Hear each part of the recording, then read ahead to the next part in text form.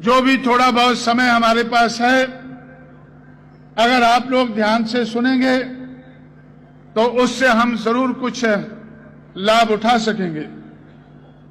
साथियों, काफी बात जो मैं आप लोगों के बीच में कहता रहता हूं या इस मौके पर कहना चाहता था, वो मायावती ने आपके सामने विस्तार से बात रखी है। हम लोग बाबा साहब अंबेडकर के नाम को उछालकर, छुपाकर नहीं, ज्योतिराव फुले शाहू महाराज के नाम को उछालकर और बार बार कहकर कि हम इन लोगों की विचारधारा से प्रभावित होकर जाति के आधार पर तोड़े हुए लोगों को जोड़ने का काम करेंगे। और जब ये लोग जो 6000 जातियों में तोड़े गए हैं, जब ये जुड़ जाएंगे तो ये हमारे देश के हुक्मरान बन सकेंगे। हम कोई, जैसे मैं महाराष्ट्र में था, बाबा साहब अंबेडकर को छोड़कर बाबा साहब अंबेडकर के लेफ्टिनेंट जब गांधी के चरणों में जा रहे थे और मैं उनसे अपील कर रहा था कि भाई, महात्मा ज्योतिराव फुले, छत्रपति शाहू महाराज और बाबा साहब अंबेडकर ने इस देश के दबे कुचले इंसान को अपने पैरों पर खड़ा करने के लिए जो 108 साल लंबा संघर्ष किया है, उसको आप छोड़कर ना जाएं, उस संघर्ष को छोड़कर ना जाएं। 108 साल में बात आगे बढ़ी है, लेकिन मंजिल तक नहीं पहुंची है। ये मैं अपनी तरफ से नहीं कहता हूं। बाबा साहब अंबेडकर ने ये दुनिया छोड़ने से पहले अपने लेफ्टिनेंट से, अपने मानने वाले लोगों से कहा था कि ये कारवां जहां आज नजर आ रहा है, बहुत मुश्किल और मुसीबत के साथ, बहुत बेइज्जती सहने के बाद मैं इसको इधर तक लाया हूं। मेरे अनुयायी, मुझे मानने वाले लोग, मेरे लेफ्टिनेंट अगर इस कारवां को मंजिल की तरफ नहीं ले जा सकते हैं, मंजिल तक नहीं पहुंचा सकते हैं, तो इसको इधर ही छोड़ दें, पीछे ना हटने दें। ये कोई मैं नई बात आपके सामने नहीं कहता हूं। महाराष्ट्र में ही ये बात सुनकर मैंने दूसरों को सुनाने का काम उत्तर भारत में किया था। जिस जगह लोग महात्मा फुले को बिल्कुल नहीं जानते थे, छत्रपति शाहू महाराज का नाम तक नहीं सुना था, बाबा साहब अंबेडकर को थोड़ा थोड़ा जानते थे लेकिन बिल्कुल नहीं मानते थे, ऐसे लोगों में जाकर जब मैंने उनके बारे में बताकर उनको रजामंद करने की कोशिश की और उनको मैंने ये बातें सुनाई, तो लोग आहिस्ता आहिस्ता हमारे साथ जुड़ने लगे। जब मैं महाराष्ट्र से उत्तर भारत में गया तो बहुत से लोग, मेरा विरोध करने वाले लोग, कांग्रेस के लोग ज्यादातर ये कहते थे कि जो मूवमेंट, जो मिशन, जो बाबा साहब अंबेडकर की मूवमेंट और मिशन जो महाराष्ट्र में खत्म हो चुका है, जो फुले का नाम लोग भूल चुके हैं और अगर याद भी करते हैं तो सब्जी मंडी में जाकर याद करते हैं। महात्मा फुले का अगर नाम याद भी करना है तो कोई सब्जी मंडी में जहां साग भाजी बिकती है वहां उनका बुत खड़ा कर देते हैं कि ये भाजी वाला आ गया है। तो इस तरह से साथियों, लेकिन महात्मा फुले को भाजी वाला, सब्जी मार्केट वाला समझकर मैंने उसके बारे में नहीं सोचा। मैं, जैसे बाबा साहब अंबेडकर ने, जिन्होंने फुले की बायोग्राफी लिखी, उनसे कहा था कि उनके नाम की जो बायोग्राफी है उसका टाइटल होना चाहिए Mahatma Jyotirao Phule, father of India's social revolution. Mahatma Jyotirao Phule सब्जी वाला भाजी वाला नहीं, पगड़ी वाला नहीं, बल्कि father of India's social revolution, इस देश में सामाजिक परिवर्तन का पितामह के नाम से बाबा साहब ने उनको याद किया। तो मैंने भी समझा कि इस हिसाब से मुझे लोगों को ये बात बतानी चाहिए। और छत्रपति शाहू महाराज के बारे में महाराष्ट्र में ही मैं सुनकर गया था कि गंगाराम कामले की चाय की दुकान उन्होंने खोली और खुद उस पे जाकर वो चाय पीते थे।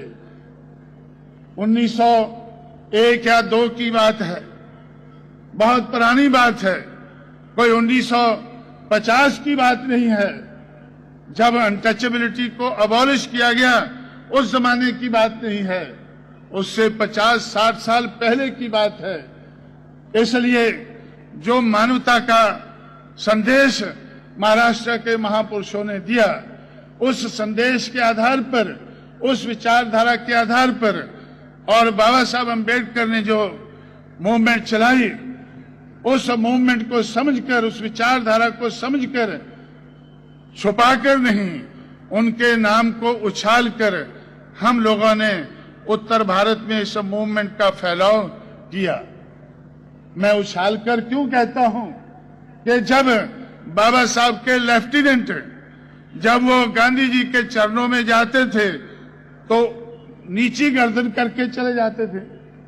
वो गर्दन नीची करके जाते थे कि कहीं किसी को पता ना चल जाए कि ये बाबा साहब के साथ घूमा करते थे, ये बाबा साहब के साथ कभी घूमा करते थे। अगर किसी को पता चल गया तो फिर कांग्रेस में हम एमएलए एमपी नहीं बन सकेंगे, कांग्रेस के हम एमएलए एमपी नहीं बन सकेंगे।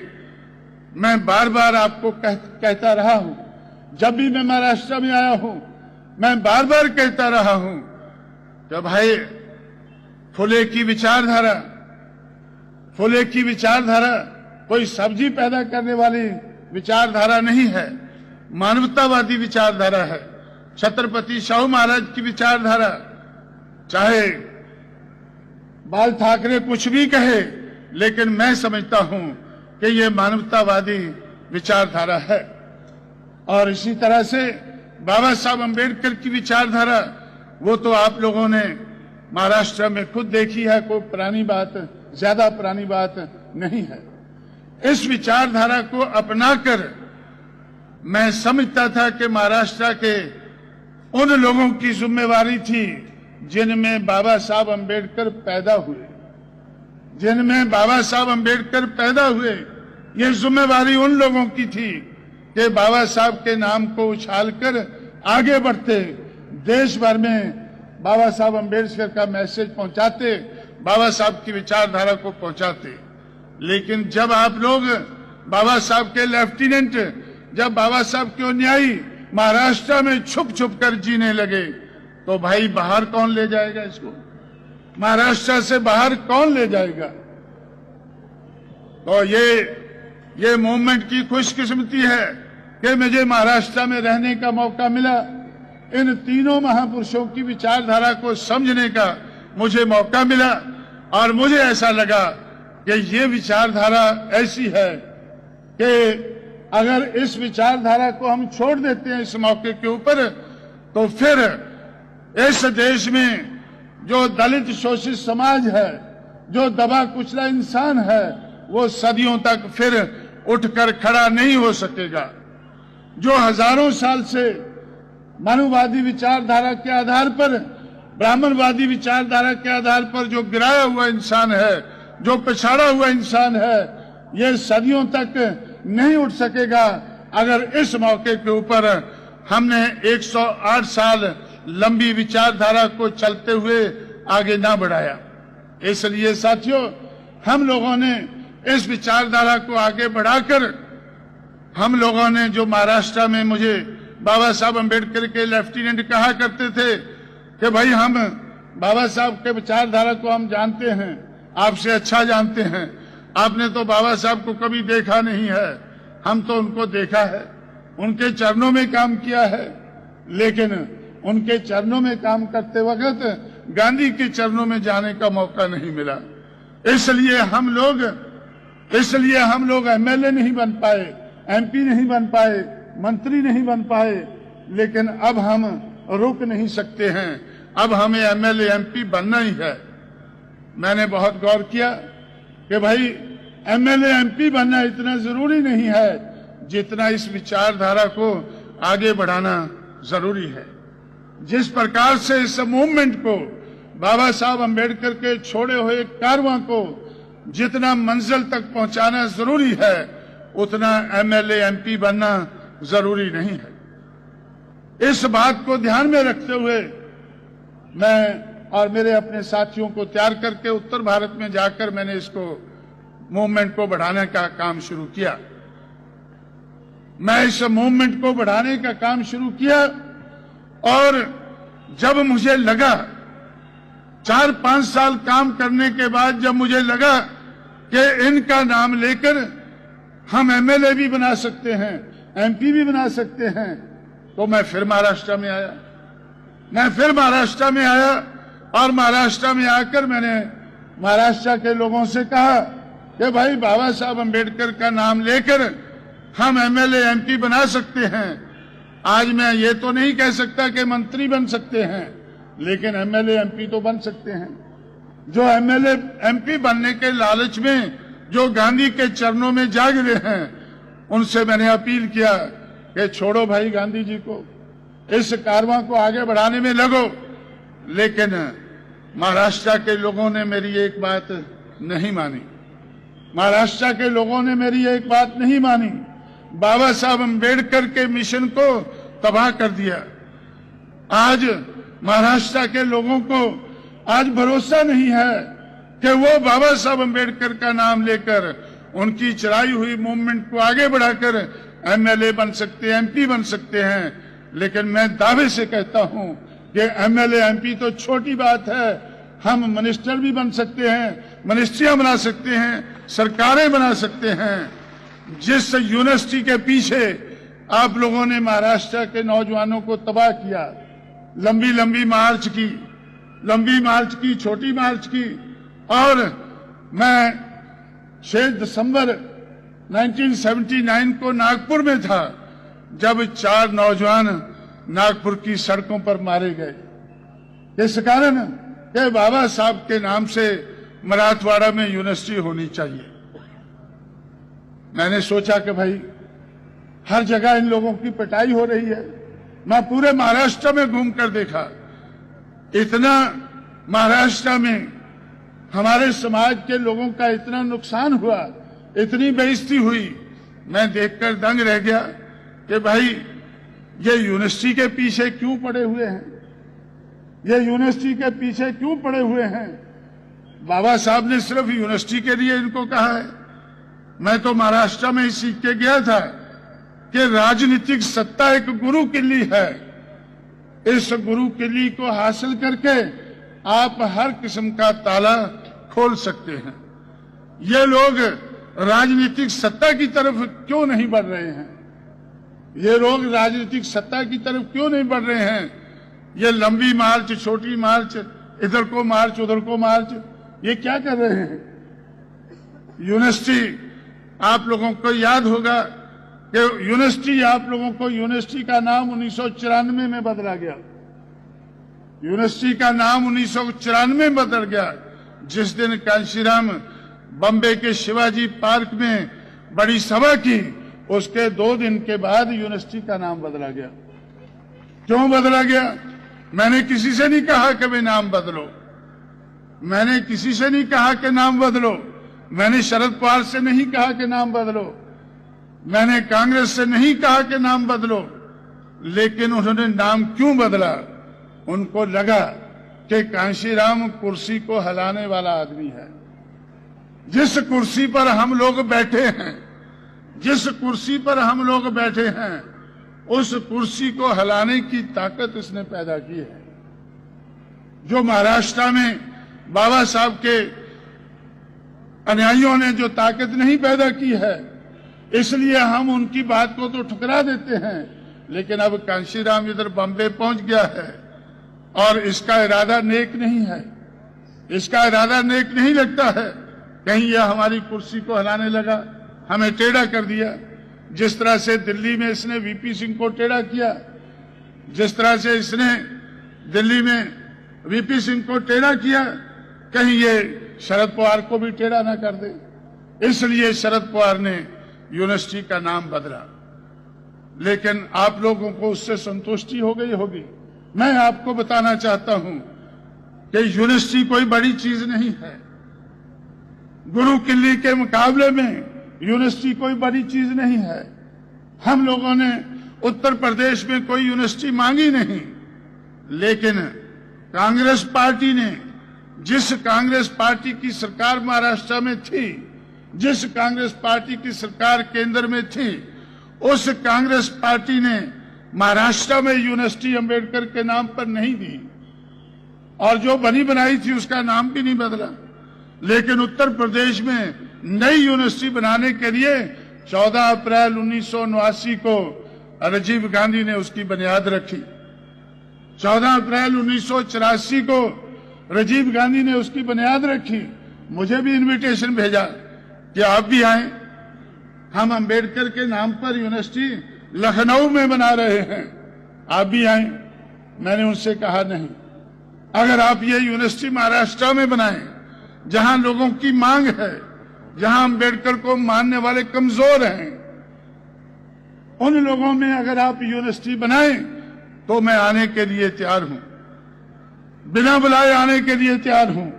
लेकिन अगर आप उत्तर प्रदेश में बनाना चाहते हैं, उत्तर प्रदेश की राजधानी लखनऊ में बनाना चाहते हैं, तो मैं आपको इस बात को साजिश समझता हूं। इसलिए मैं लखनऊ में ना जाकर मैंने इलाहाबाद में 14 अप्रैल 1989 को बड़ी भारी कॉन्फ्रेंस ली अपने लोगों की।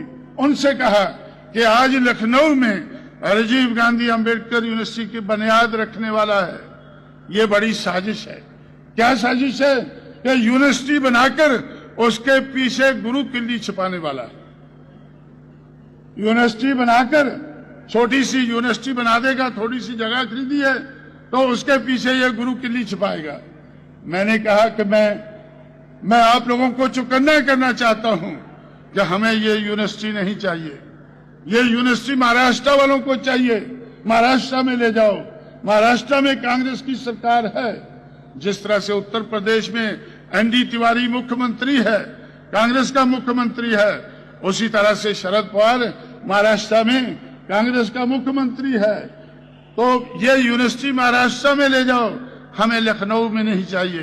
क्यों नहीं चाहिए? क्योंकि इसके पीछे आप गुरु किल्ली छुपाना चाहते हैं। मुझे इस बात का एहसास है कि अगर हम गुरु किल्ली हाथ में लेते हैं तो यूनिवर्सिटी हम अपने आप बना लेंगे। जितनी यूपी में गुरु किल्ली हासिल करके जिस यूनिवर्सिटी का नाम चाहेंगे उसका बदल डालेंगे, और जितनी यूनिवर्सिटी नहीं बनाना चाहेंगे हम बना पाएंगे।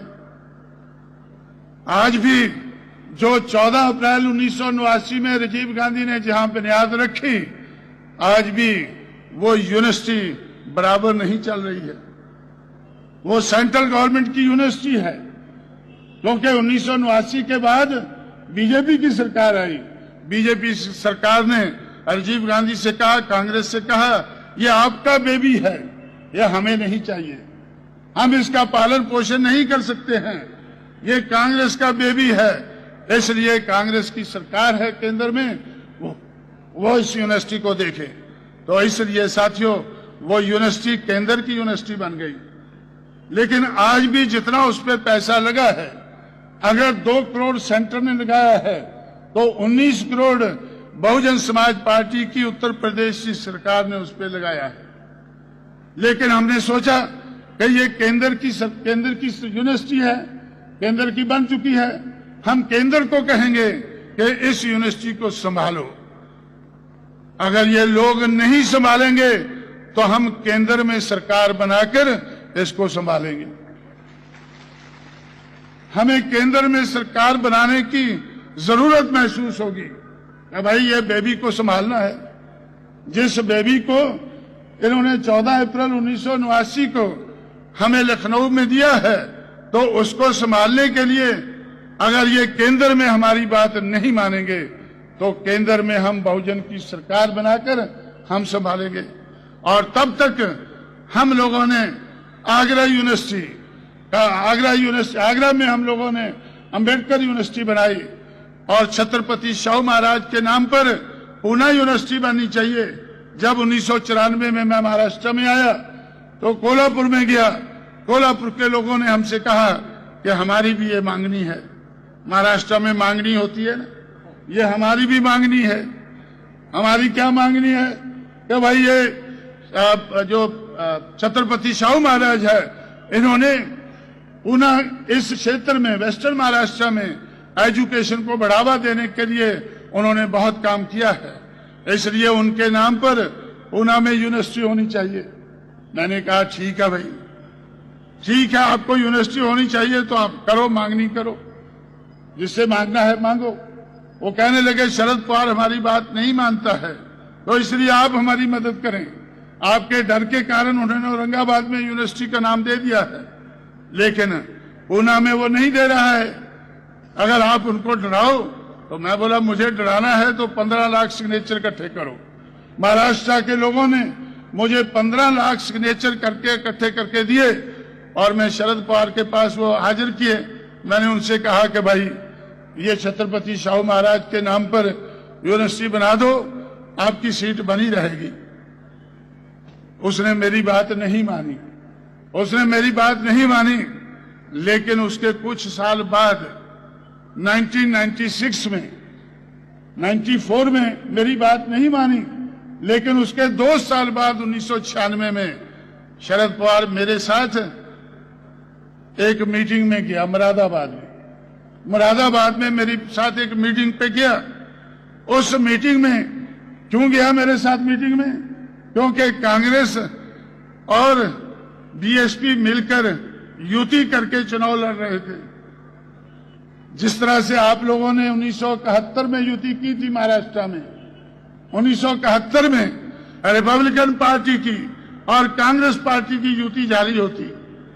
उस युति में 520 सीटें गांधी को मिली थी और 1 सीट अंबेडकर को मिली थी।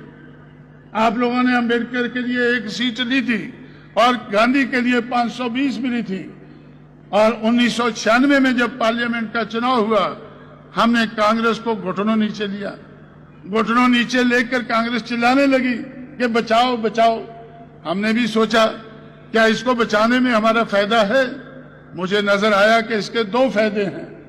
एक फायदा तो यह है कि हम युति करके महाराष्ट्र के लोगों को बता सकेंगे कि एक युति आप लोगों ने 1971 में की थी और दूसरी युति 25 साल बाद कांशीराम यूपी में कर रहा है। उस युति में 520 पार्लियामेंट की सीटें गांधी के हिस्से में आई थी और 1 अंबेडकर के हिस्से में आई थी। लेकिन उत्तर प्रदेश में जो युति हो रही है उसमें 300 सीटें अंबेडकर के हिस्से में आएंगी और 125 गांधी के हिस्से में जाएंगी। एक फायदा तो मुझे ये नजर आया, उस फायदे से हमें कोई फायदा नहीं हुआ है क्योंकि महाराष्ट्र के लोग तैयार अभी भी नहीं हुए हैं। लेकिन मैं सोचता था कि शायद इससे सबक सीखकर महाराष्ट्र के लोग सोचेंगे कि जो 1971 में युति जारी होती वो चांगली ना होती, लेकिन जो 1996 की युति है 25 साल बाद, ये तो चांगली युति है। इसमें तो अंबेडकर के हिस्से में 300 और गांधी के हिस्से में 125 है। तो 125 सीटें लेकर जब शरद पवार नरसिम्हा के कहने से उत्तर प्रदेश में प्रचार के लिए निकला तो एक जगह मुरादाबाद में मेरे साथ उसकी मीटिंग थी। उस मीटिंग में वो दूसरे लोग बोल रहे थे, वो मुझसे कहने लगा कि भाई हमें पता चला है कि बीएसपी ने उत्तर प्रदेश में कानपुर में छत्रपति शाहू महाराज के नाम पर यूनिवर्सिटी बनाई है। मैंने कहा भाई पता तो ठीक ही चला है, आपको पता तो ठीक ही चला था, लेकिन पता आपको कुर्सी टेढ़ी होने के बाद चला है। जब आप कुर्सी पर बैठे थे तो मैंने 15 लाख सिग्नेचर आपको दिए थे कि महाराष्ट्र में ये डिमांड है और ये डिमांड सही है, ये डिमांड सही है, तो आपको ये काम कर देना चाहिए। लेकिन कुर्सी पर बैठे आपको ये डिमांड सही नजर नहीं आई। लेकिन आज जब आप उत्तर प्रदेश में मारे मारे घूम रहे हैं और नरसिम्हा राव के इशारे पर घूम रहे हैं, तो तब आपको याद आई है कि भाई ये यूनिवर्सिटी बनी है उधर। तो अब जब हमारी सरकार फिर बनी, मैंने मायावती से कहा कि भाई कहीं हम बार बार हमने अंबेडकर के नाम पर मेले लगाए, शाहू महाराज के नाम पर लगाए और हमने ये पेरियार के नाम पर मेले लगाए, लेकिन जब फुले की बर्थडे आया तो हमारी सरकार नहीं रही, हमारी सरकार नहीं रही, हम सरकारी मेला नहीं लगा सके। दूसरी जगह तो मेले लगाते हैं जहां सरकार नहीं होती, लेकिन जो सरकारी मेला होता है उसका तो नजारा ही और होता है, सरकारी मेले का तो नजारा ही और होता है। जैसे इस बार हमने कानपुर में जो छत्रपति शाहू महाराज के नाम पर यूनिवर्सिटी बनाई है, जो उसमें हम लोगों ने मेला लगाया, उस मेले को अटेंड करने के लिए हम लोगों ने कोल्हापुर को एक गाड़ी भेजी 20 बोगियों की कि भाई आपको कुछ नहीं करना है, आराम से बैठकर चले जाना है। जिन लोगों को छत्रपति शाहू महाराज के नाम पर यूनिवर्सिटी चाहिए, जो मुझे सिग्नेचर इकट्ठे करके देते थे, उनको ले आओ। 1800 सीटें की गाड़ी भेजी कि 1800 कोल्हापुर से ले आओ, 200 पूना से ले आना। तो उनको आराम से हमने उस यूनिवर्सिटी में, कानपुर में यूनिवर्सिटी में हम लोगों ने उनको मेला दिखाया, छत्रपति शाहू महाराज के नाम पर उनको मेला दिखाया। तो हम सोच रहे थे कि इस बार फुले के नाम पर मेला लगाएंगे, लेकिन फिर उस दिन चुनाव आ जाएगा। लेकिन हम अवसरवादी होने के कारण उस अवसर को छोड़ना नहीं चाहते हैं। बड़ी मुश्किल से तो हमें अवसर मिलता है, हम अवसरवादी होने के कारण उस अवसर को नहीं छोड़ेंगे और अपनी मूवमेंट को आगे बढ़ाएंगे, अंबेडकर के कार्यों को आगे बढ़ाएंगे। हमें भरोसा है कि हम मरने से पहले अंबेडकर के कार्यों को मंजिल तक पहुंचा के छोड़ेंगे।